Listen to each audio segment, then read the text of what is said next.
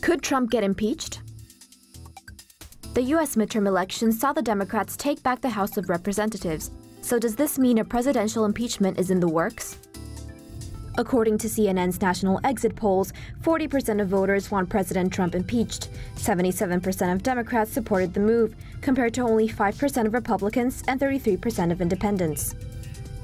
With Democrats now in the House, they can initiate impeachment proceedings with an investigation by the House Judiciary Committee, and then vote to impeach with a simple majority. To get a conviction, they will need a 2/3 majority vote in the Senate. But with the Republicans remaining in control of the Senate with at least a 51-seat majority, this outcome is unlikely. While impeachment is a possibility, Democrat leaders have indicated it is not the priority. They are, however, expected to launch investigations into the Trump administration. The Democratic House has plans to look into the president's tax returns, which he has refused to disclose, and restart the investigation into possible collusion with Russia.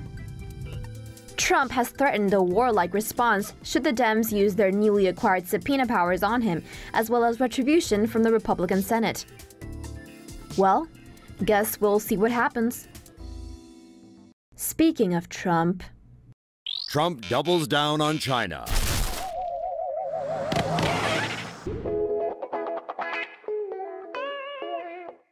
POTUS-in-waiting Donald Trump and the Chinese have one thing in common: thin skin, which is going to make for some great entertainment over the next 4 years.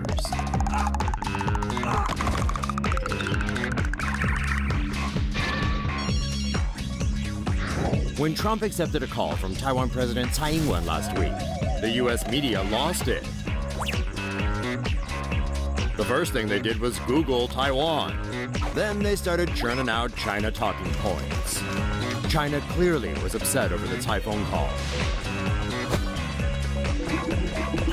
But they tried to play it off at first.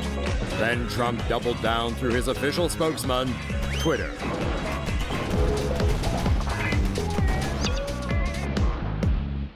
Trump called out China for manipulating its currency and heavily taxing U.S. imports. He also criticized their military presence in the South China Sea with their ridiculous little man-made bases.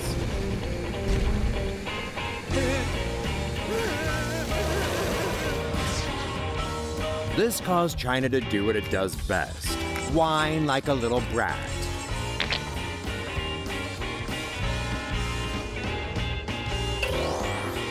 China issued a warning in a front-page editorial on the overseas edition of the People's Daily, telling the U.S. that it was creating trouble for itself. Too bad nobody reads that garbage. Who will fire the next shot? USA! USA! USA!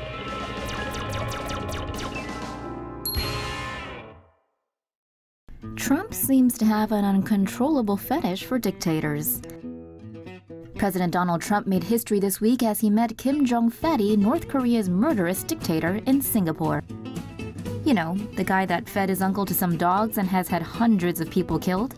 One thing that has become evidently clear is that Trump has a real affinity for dictators. Some say he may have the worst case of dictator envy in history. While meeting with the G7, Trump proposed letting shirtless Putin back into the G8, while at the same time just skipping over the invasion of Ukraine and the annexation of Crimea like it was his veggies.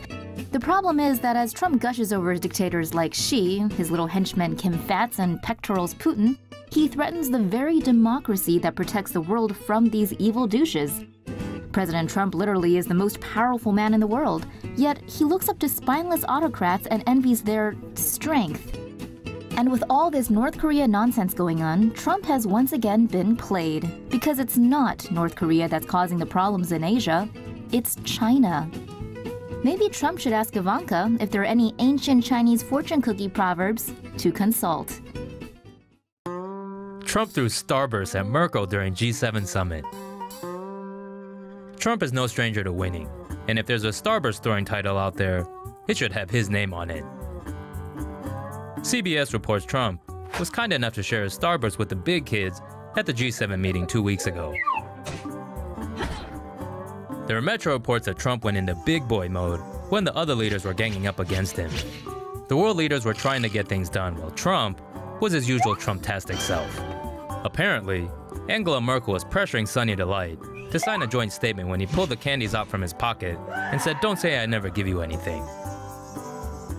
Trump initially agreed to do so, but then pulled out by a series of tweets and lashed out against the G7. Trump is ready to pimp his ride.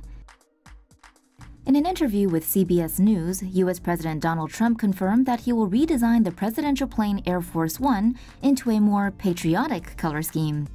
CBS reports that the White House announced in February Trump had negotiated a $3.9 billion fixed-price contract with Boeing for the Boeing 747-8 planes to be used as the new presidential aircraft, commonly known as Air Force One.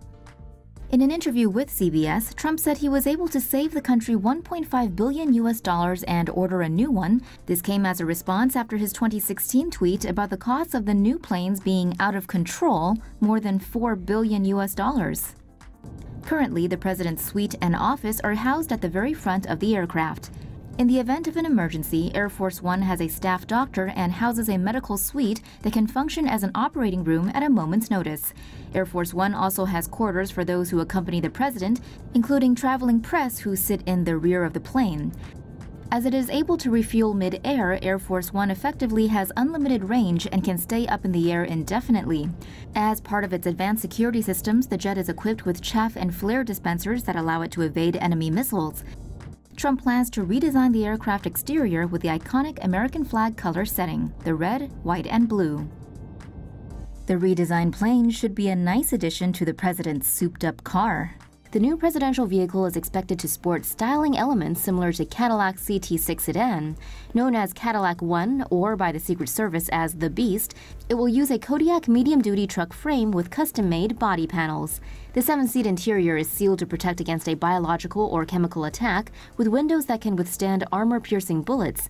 The current edition of the Beast has a 20-centimeter thick heavy armor-plated doors and reinforced steel plate running underneath the vehicle to protect it from roadside bombs. The presidential limousine has tear gas cannons and a night vision camera, as well as a pump-action shotgun. Extra weapons, an oxygen supply, and bottles of the president's blood type are also on board. The fuel tank is armor-plated and encased in foam to prevent it from exploding. The Kevlar-reinforced tires are puncture and shard-resistant, with steel rims that allow the car to continue driving if the tires are destroyed. Trump said the current Air Force One is 30 years old and the new planes will likely be utilized more by the presidents who follow him.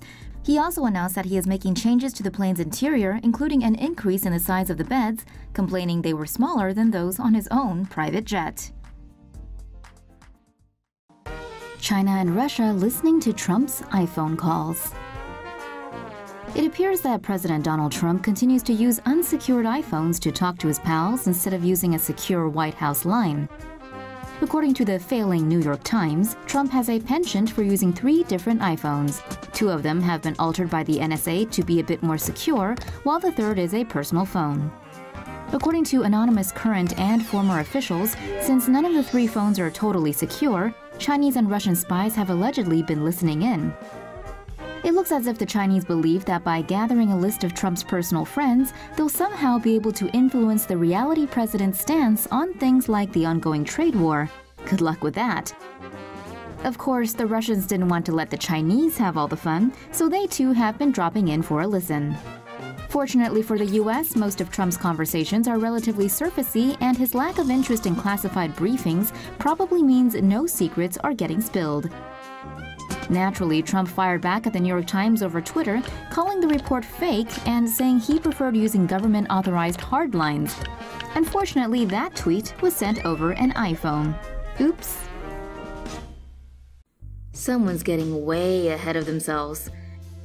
The president of South Korea is rooting for Trump to be awarded the Nobel Peace Prize for helping bridge the North-South divide.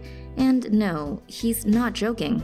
With the two Koreas now talking peace and denuclearization, President Moon Jae-in says it's mostly thanks to Old Donald. The same peace-loving fella who threatened North Korea with nuclear annihilation just a year ago. Sure, the Trump administration has been hurling sanctions and insult tweets left and right, and breathing down both the North's and China's necks.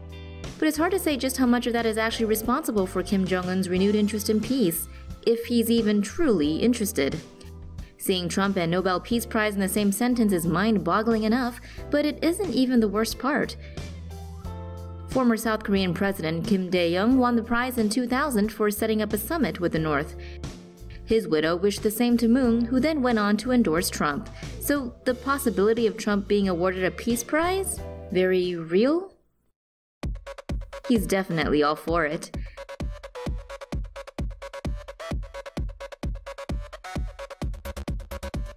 The rest of us, not so much.